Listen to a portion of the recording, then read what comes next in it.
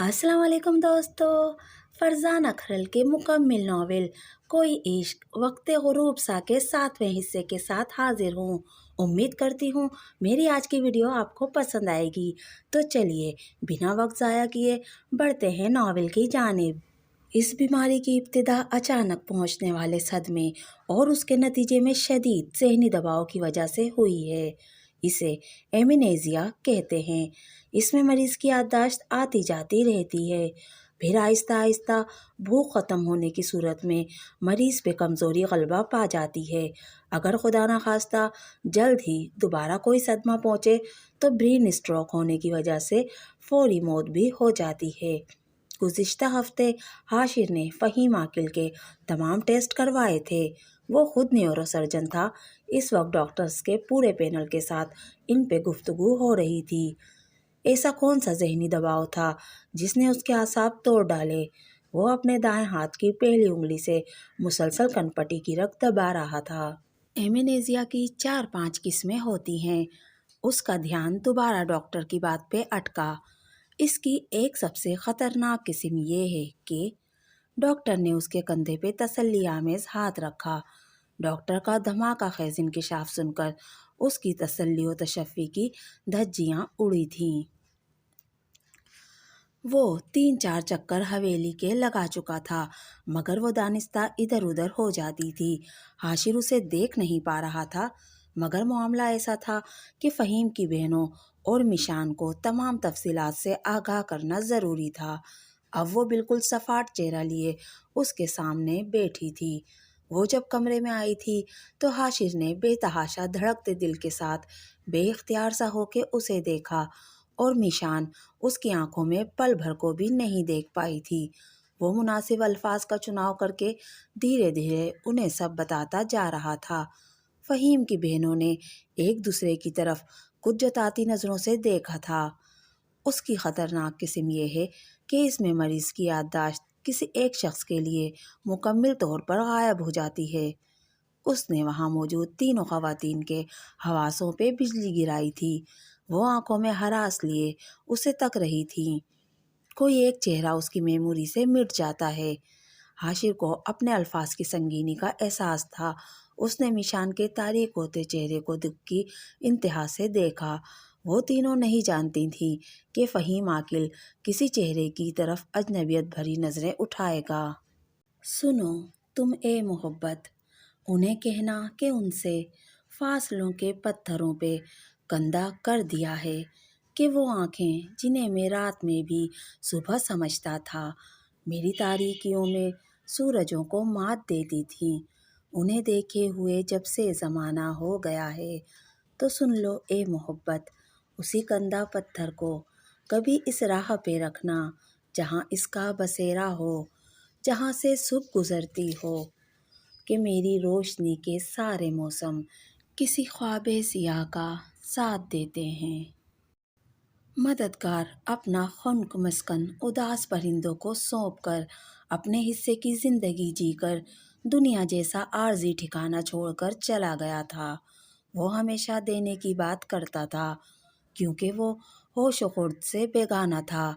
अल्लाह लोग था, लफ्ज़ मेरा कभी उसकी ज़ुबान पर नहीं आता था। रहने दो, छोड़ दो और ले लो, ये 3 लफ्ज़ उसका तकियाए कलाम थे। वो बेखबरी में भी पते की बातें करता था। उसके बेतलब वजूद और बेगर्ज दिल में चंबेदी बोटी महकती थी, या फिर जबीन ज़ोहरा थी, जो तवील दोपहरों में उसके सामने कच्ची मिट्टी पे 2 जानों बैठकर इल्तिजा करती थी। मेरे लिए दुआ करो।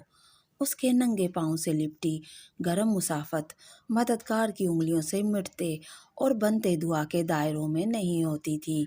वो खुश्क आंखों से उसके लबों पे धरा अपना मट्टी भरा हाथ तकता रहता था। रहने दो, रहने दो। मददगार की उंगलियां काफूर जैसी खुनकी खोने लगती। नाकिस कांच में अथरी लो जलाकर उसे इतना भड़काएगी तो सब तड़क जाएगा। तू भी, वो भी, सब टूट जाएगा। छोड़ दो, आंधी आने वाली है। वो उसकी गिरफ्त से हाथ छुड़ा लेता। वो जबीन की आंखों से बहते आंसुओं को देखकर हंसता ही जाता। सब जवाल, सब जवाल, बस वही उरूज। مگر پیپل اور بوڑ کے درختوں نے اسے روتے ہوئے دیکھا تھا۔ جس دن اس گھر سے جبین کی ڈولی اٹھی تھی، اس نے اس واحد شادی کے میٹھے چاول نہیں کھائے تھے۔ وہ وقت رخصت اس کے پاس آئی تھی، مگر اس نے اس کو دعا کے لیے نہیں کہا تھا۔ وہ اپنے اندر کی ساری بے خودی، مستی اور بے حالی اس تکون کے مالک کے قدموں میں رکھ کر چلی گئی تھی۔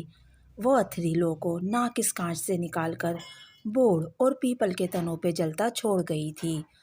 مددگار نے اس دن سر شام ہی ایک اگربتی بوڑ کے موٹے تنے سے اٹکا کر جلائی تھی۔ اس مہک کو بھی ہوا نے اپنے اندر سینچا تھا، مگر اس کا رخ آج بلے شاہ کی درگاہ کی طرف نہیں، ایک حویلی کی طرف تھا۔ تمام رات جائی نے سوچا تھا کہ مددگار نے اگربتی کیسے جلائی تھی۔ اس رات چمبے دی بوٹی اور اگربتی کی مہک جائی کو ایک جیسی محسوس ہوئی تھی، اور ان کے ہاتھ میں رواں تسبیح کے دانوں سے بھی وہی مہک پھوٹتی رہی تھی۔ تمام شب ایک بھید چائے کی چوکھٹ کے پاس بے آواز سرگوشیاں کرتا رہا کہ ان پرانے درختوں کے تنوں پہ دھری اتھریلوں نے اگربتی کو آنچ دی تھی۔ مددگار کے نام دن دولت نہیں تھی، اس کے حصے کی جاگیر بھی کبھی اس کا نام نہیں سن سکی تھی۔ اس کی زندگی کے آخری دنوں اور آخری لمحات میں اس کے ہلتے لبوں کی طرف دیکھنے والے صرف 2 افراد تھے، مگر فہیم عاقل جلال خان کی جاگیر کے آدھے حصے کا مالک تھا۔ وہ اس شاندار حویلی کا وارث تھا۔ اس کے گرد ہمہ وقت تمام رشتے یا حصے دار منڈلاتے تھے، اس کے ہلتے لبوں کو غور سے دیکھتے تھے کہ وہ لب کوئی وصیت تو نہیں کر رہے۔ وہ ہوش مندی کے لمحوں میں سب کو پہچانتا تھا، ناموں سے بھی پکار لیتا تھا، مگر لفظ میشان اور اس کا خوبصورت چہرہ اس کے دماغ کے ہر خانے سے مٹ چکا تھا۔ باقی آدھے حصے کی مالک اس کی بہنیں اس خوشی میں پاگل ہوئی جا رہی تھیں کہ وہ اب پوری حویلی کی وارث بننے والی تھیں۔ زندگی انسان کو شیطان کے ساتھ مل کر یوں الجھاتی ہے کہ خود کو مالک و مختار سمجھنے والا انسان آخری سانس تک سمجھ نہیں پاتا کہ وہ تو محض ایک قبر کا مالک ہے۔ مختار کل کے خاندان کے لیے ہمیشہ نامحرم رہنے والے فہیم عاقل کے تابوت کے ورثہ اب وہی تھے، اور انہی کے کندھوں پہ سوار ہو کر وہ اپنی زندگی کا آخری سفر طے کر رہا تھا۔ وہ جب تابوت اٹھانے آیا تھا تو روتی، بلکتی، تڑپتی میشان، جو کسی سے سنبھل ہی نہیں رہی تھی، حاشر نے ہی اس کے ہاتھوں کی گرفت سے تابوت چھڑوایا تھا۔ میشان نے اسے ایسی زخمی نظروں سے دیکھا کہ وہ خود زخم ہو گیا۔ میشان کی حالت دیکھ کر اس کا دل کٹ کٹ کر تڑپا تھا۔ برسوں پہلے کی گئی مرہم پٹی اس کے زخموں سے کھل گئی تھی، اس بار وہ ننگے زخموں کے ساتھ کانچ کی دلدل میں اترا تھا، اور اس نے سی تک نہیں کی تھی۔ وہ جانتی تھی کہ اس کی وجہ سے بہنے والے ماما کے آنسوؤں پہ مصطفیٰ ایک طوفان کھڑا کر دیتا تھا۔ وہ جب آخری بار جہلم گئی تھی تو تمام باتوں کے باوجود امی کی زبان بند رہی تھی۔ اس کا ان سب سے بھی کوئی خاص رابطہ نہیں تھا۔ 1 سال پہلے اسے اسنا نے بتایا تھا کہ میں امی اور ابا کو اپنے ساتھ دبئی لے کر جا رہی ہوں۔ وہ شادی کے بعد شوہر کے ساتھ جا رہی تھی۔ وہاں جانے کے بعد بھی کبھی کبھار اسنا ہی اس سے رابطہ کرتی تھی، اور میشان ہر بار ماں سے بات کرنے سے انکار کر دیتی۔ اگر اسے کوئی کچھ نہیں بتانا چاہتا تھا تو اس کا دل بھی کوئی کہانی سننے کا اصرار ترک کر چکا تھا۔ اگر اتنے سال زندگی میں ہلچل نہیں تھی تو بے سکونی بھی کسی ہلکی سی درد سے تو کبھی راہ گزر پہ مڑ کر جھانک لیتی تھی۔ اس کے لیے اس کی زندگی ایک معمہ تھی۔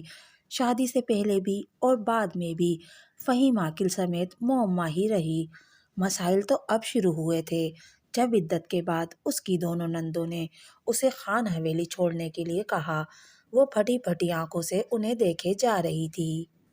تمہاری عدت پوری ہو چکی ہے، اب تم واپس جا سکتی ہو۔ مگر کیوں؟ وہ دبا دبا سا چیخی۔